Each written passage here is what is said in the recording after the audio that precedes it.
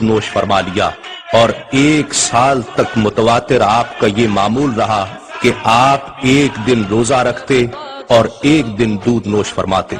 2 سال بعد خود بخود دودھ پینا چھوڑ دیا۔ ظاہر ہوتا تھا کہ آپ ازل سے ہی روزہ دار، قانے اور منور تشریف لائے ہیں۔ بچپن سے ہی چہرے پر صبر و قناعت کا نور نمایاں تھا۔ آپ کا سلسلہ نسب والد کی طرف سے حضرت علی کرم اللہ وجہ الکریم اور والدہ کی طرف سے حضرت عمر فاروق رضی اللہ تعالیٰ عنہ سے جا ملتا ہے۔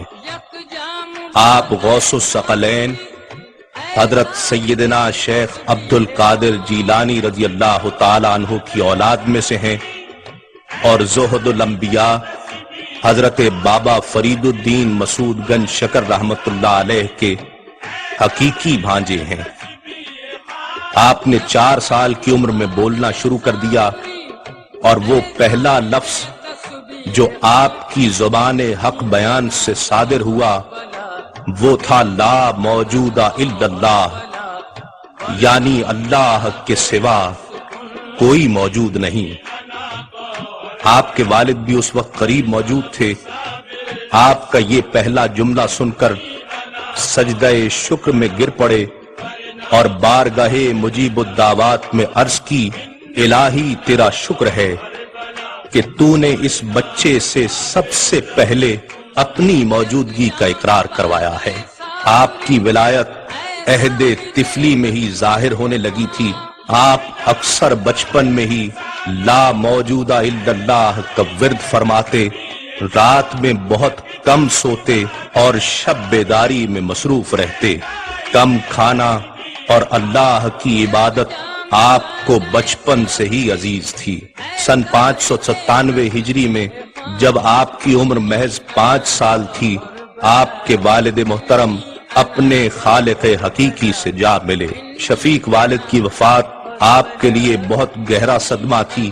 آپ بہت مغموم اور سوگوار رہنے لگے۔ 1 سال تک بالکل خاموش رہے اور کوئی کلمہ زبان مبارک سے ارشاد نہ فرمایا۔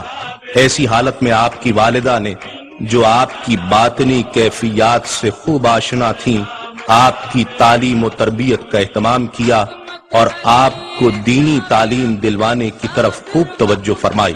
آپ نے سب سے پہلے قرآن مجید کی تعلیم حاصل کی اور اس کے بعد عربی اور فارسی کی تعلیم مکمل فرمائی۔ ابتدائی تعلیم کی تکمیل کے بعد آپ کی والدہ نے مزید تعلیم و تربیت کے لیے آپ کو اپنے بھائی اور ولی کامل حضرت بابا فرید الدین مسعود گنج شکر رحمت اللہ علیہ کے پاس اجودھن بھیجنے کا فیصلہ کیا، تاکہ آپ کی ظاہری تعلیم و تربیت کے ساتھ ساتھ آپ کی باطنی اور روحانی کیفیات کو جلا مل سکے۔ حضرت بابا فرید الدین مسعود گنج شکر رحمت اللہ علیہ جیسے ولی کامل اور عالم دین کی مائیت سے بڑھ کر اس ہونہار بچے کے لیے کون سی درسگاہ ہو سکتی تھی؟ بابا صاحب جیسے ولی کامل کے لیے حضرت صابر پاک رحمت اللہ علیہ کی قلبی کیفیات سے آگاہ ہونا کوئی بڑی بات نہ تھی۔ بابا صاحب نے دل و جان سے اپنے حقیقی بھانجے علی احمد کا استقبال کیا۔